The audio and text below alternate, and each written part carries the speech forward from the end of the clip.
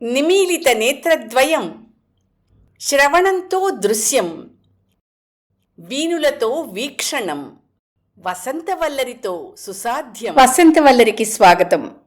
ఈనాటి వసంతవల్లరిలో ప్రముఖ కథా రచయిత్రి శ్రీమతి లలితా వర్మ గారు రచించిన కథ అనంత ప్రస్థానం వింటారు.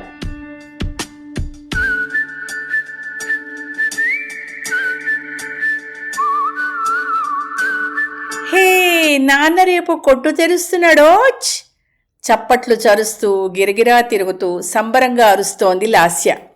అబ్బా ఆపవే నీ సంబరం దొంగలదోల, ఇందాకటి నుంచి ఒకటే గోల అని ముద్దు ముద్దుగా కసురుకుంటున్న తల్లి వెనక చేరి మెడ చుట్టూ చేతులు వేసి, అమ్మా అమ్మా కొట్టు తెరిస్తే నాకు రూపాయి ఇస్తావు కదూ, స్వామి గుళ్ళో ఆచార్య గారి పళ్ళెంలో వేయడానికి ఇస్తావు కదూ, చెప్పమ్మా చెప్పు అంటూ కుదిపేస్తున్న కూతురు చేతుల్ని విడిపించుకుంటూ, అబ్బా ఇస్తాలేవే, ముందెళ్ళి మన వెంకాయమ్మ పిన్నిని అడిగి 4 పచ్చికాయలు అట్టుకురా పో, టెంకాయ పచ్చడి నూరాలా అని తరిమింది కూతుర్ని తల్లి సుజాత.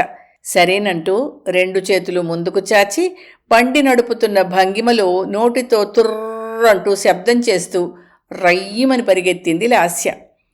పినీ పినీ, నాన్న రేపు కొట్టు తెరుస్తాడంట అంటూ దండెం మీద నుండి బట్టలు తీస్తున్న వెంకాయమ్మతో చెప్పింది.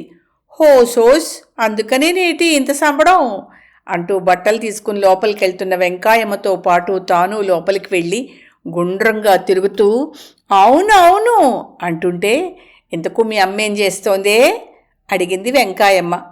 అమ్మా మరే కొట్లో పాలు కాచే బాయిలర్లని పావేస్తుంది, రేపు నాన్న తీసుకెళ్ళాలిగా.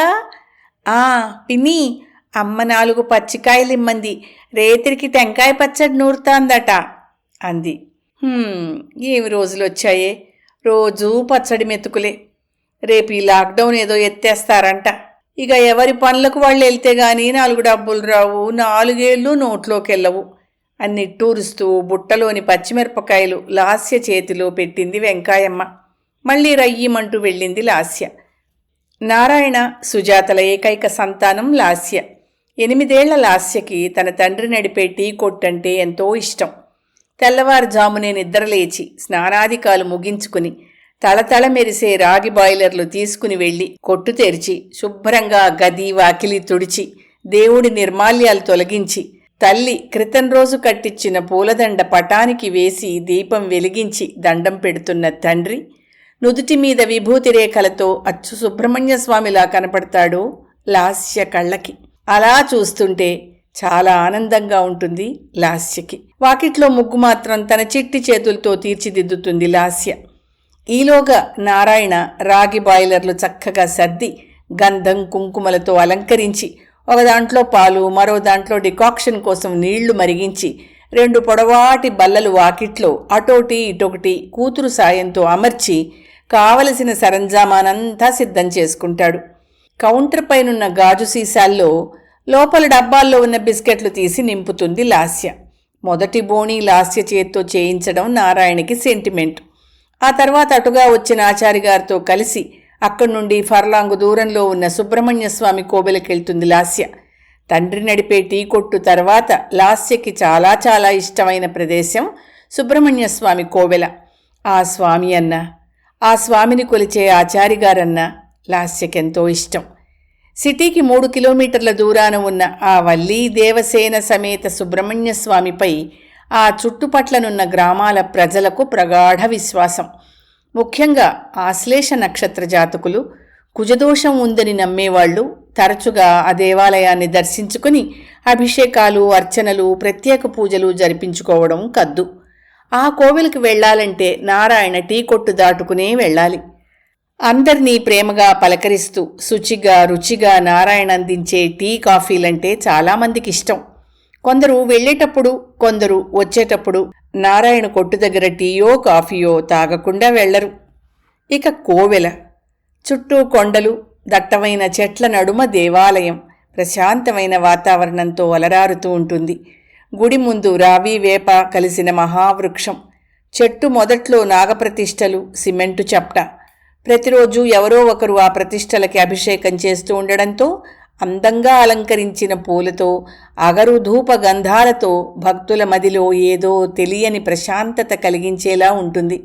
లాస్య గుడికెళ్లేసరికి తల్లి సుజాత మరో 4 ఆడవాళ్లు గుడి ముందు పూలు టెంకాయలు వగైరాల అమ్మకానికి పెట్టు కూర్చుంటారు. లాస్య తల్లి దగ్గరికెళ్ళి ఓ దండ తీసుకుని ₹1 కూడా తీసుకుని గుళ్ళోకెళ్తుంది. బాబాయ్ గారు, ఇవాళ ఏం ప్రసాదం తెచ్చారు అంటూనే పూలదండని ఆచారిగారందించిన పళ్ళెల్లో రూపాయి బిళ్లతో సహా భక్తితో సమర్పిస్తుంది లాస్య. ముసిముసి నవ్వులు నవ్వుతూ, ప్రసాదం భక్తురాలా అంటూ ఆ వేల్టి ప్రసాదమేమిటో చెప్తారు ఆచారిగారు. ఆ సమయాన ఆయన సాక్షాత్తు విష్ణు చిత్తుడు లాస్య గోదాదేవి. ఎంతో భక్తి ప్రపత్తులతో దండని స్వామివారికి అలంకరిస్తారు ఆచారిగారు. పూజ పూర్తయ్యేదాకా ఉండి బయటికొచ్చేసరికి చెట్లపై పక్షుల కిలకిలా రావాలు వీణుల విందు చేస్తుంటే వాటితో గొంతు కలిపి గలగలా నవ్వుతుంది లాస్య.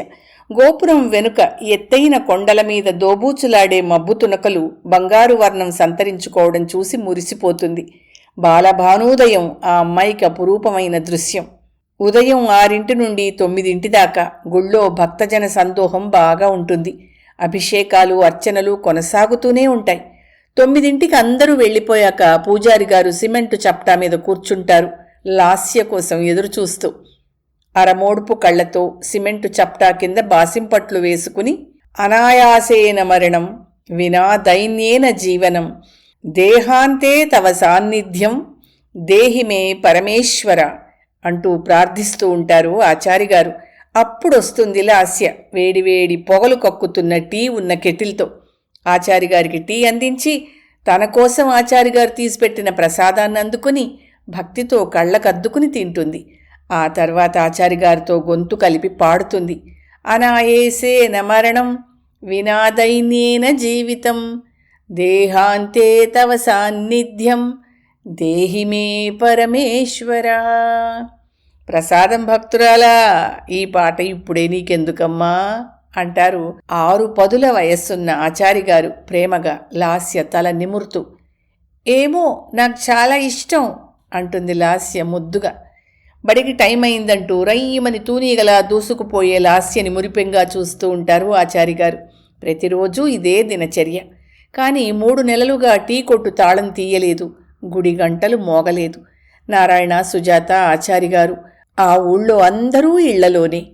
అంతకుముందు పొదుపు చేసుకున్న డబ్బుని పొదుపుగా వాడుకుంటూ ఓ పూట పస్తుండి ఓ పూట తిని కాలం గడుపుతున్నారు.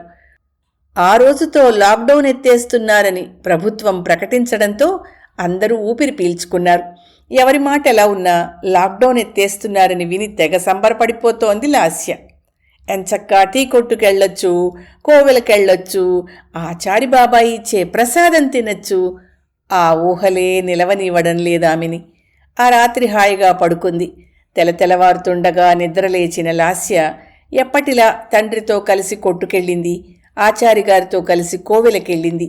చిత్రం, ఆ రోజు స్వామివారు విగ్రహ రూపంలో లేరు, సజీవంగా నడిచొస్తున్నారు. ఆచారిగారిని లాస్యని రమ్మని పిలుస్తున్నారు. లాస్య ఆచారిగారి చెయ్యి పట్టుకుని నడుస్తోంది. స్వామి కొండపైకి వెళ్తున్నారు, అనుసరిస్తున్నారు ఆచారిగారు లాస్య. స్వామి, స్వామి అంటూ ఆచారిగారు స్వామి వెనకాల, బాబాయ్, బాబాయ్ అంటూ ఆచారిగారి వెనకాల లాస్య వెళ్తూనే ఉన్నారు. పైకి వెళ్తూనే ఉన్నారు. లాస్యకిష్టమైన మబ్బు పరదాల్లోకి ఎక్కడికో స్వామిని అనుసరిస్తూ వెళ్తూనే ఉన్నారు. స్వామి, స్వామి. అనాయాసేన మరణం గద్గద స్వరంతో ప్రార్థిస్తున్నారు ఆచారిగారు. వెనకే లాస్య వంత పాడుతూ వెళ్తూనే ఉన్నారు. ఆ ప్రస్థానం ఆగేది కాదు, అది అనంత ప్రస్థానం. తెల్లవారింది. హాస్పిటల్లో విషవాయువుకి బలైన వారి కుటుంబాల ఆక్రందనలు మిన్నంటుతున్నాయి.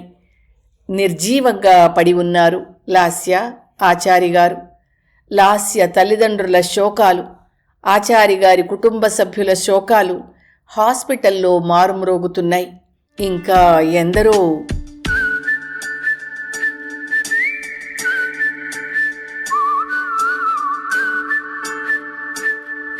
వసంతవల్లరిలో ప్రముఖ కథా రచయిత్రి శ్రీమతి లలితా వర్మ గారు రచించిన కథానిక అనంత ప్రస్థానం విన్నారు.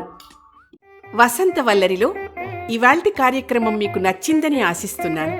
అందుకే లైక్ చేసి మీ మిత్రులకు బంధువులకు లింక్ను షేర్ చేసి మీ అమూల్యమైన అభిప్రాయాన్ని నాకు కామెంట్ బాక్స్లో తెలియచేయమని, వసంతవల్లరికి సబ్స్క్రైబ్ చేయమని విన్నవించుకుంటూ మీ వసంతలక్ష్మి అయ్యగారికి సెలవు. మరి థ్యాంక్ యూ. వసంతవల్లరి మిత్రులు, శ్రేయోభిలాషులు, వీక్షకులు, శ్రోతలు అందరికీ ఒక విజ్ఞప్తి.